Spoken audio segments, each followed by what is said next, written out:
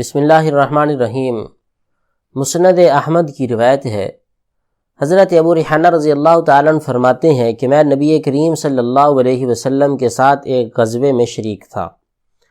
تو آقا کریم صلی اللہ تعالیٰ علیہ وسلم نے کچھ صحابہ کی ڈیوٹی لگائی کہ تم نے رات کے وقت پہرا دینا ہے، اور ہم نے دیکھا کہ سردی اتنی سخت سردی تھی کہ ہمارے دوست، ہمارے جو قریب رہنے والے افراد تھے، اس یخ اور ٹھنڈی ہواؤں سے بچنے لگے، اور بچنے کے لیے انہوں نے انتظام یہ کیا، وہاں گڑھا کھود کر اس کے اوپر ایک ڈھال رکھ لی تاکہ ہماری نظر باہر رہے، کوئی دشمن ہم پر حملہ نہ کر دے، دشمن کے جاسوس آئے یا دشمن کی طرف سے کوئی چیز بھی آئے تو ہم اس کے لیے تیار ہوں، ہماری نظر میں وہ چیز ہو۔ لیکن اپنے جسم کو انہوں نے اس گڑھے کے اندر دفنا لیے، سمجھے، گڑھے میں اپنا جسم رکھ لیا۔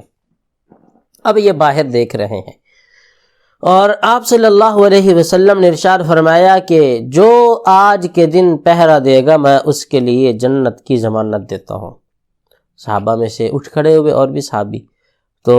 آپ صلی اللہ علیہ وسلم نے ان کے لیے دعا فرمائی۔ جب حضور نے ان کے لیے دعا فرمائی تو حضرت ابو ریحانہ کہتے ہیں میرے دل میں بھی خیال آیا کہ میں بھی جاتا ہوں، میں بھی دعائیں لیتا ہوں۔ آپ صلی اللہ علیہ وسلم کے پاس آئے، یا رسول اللہ میں بھی تیار ہوں یہ خدمت کرنے کے لیے۔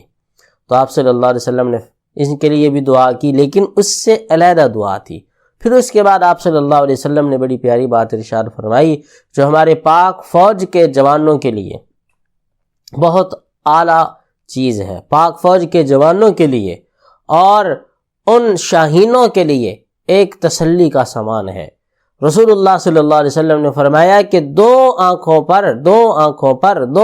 پر جہنم کی آگ حرام ہے۔ نمبر ایک، وہ آنکھ جو اللہ کے خوف سے روئی ہو،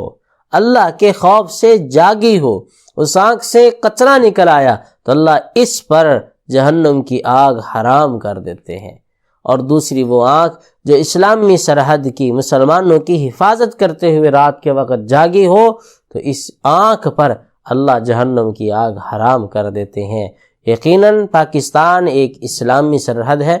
پاکستان ایک اسلامی ملک ہے،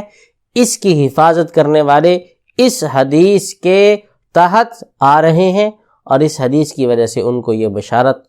نصیب ہو۔ اللہ جل جلالہ ان کی عزتوں میں، ان کی جان میں، ان کی صحت میں ترقیاں نصیب فرمائے، اور ہر دشمن کی شر سے اور حاسدوں کے حسد سے ان کی حفاظت فرمائے۔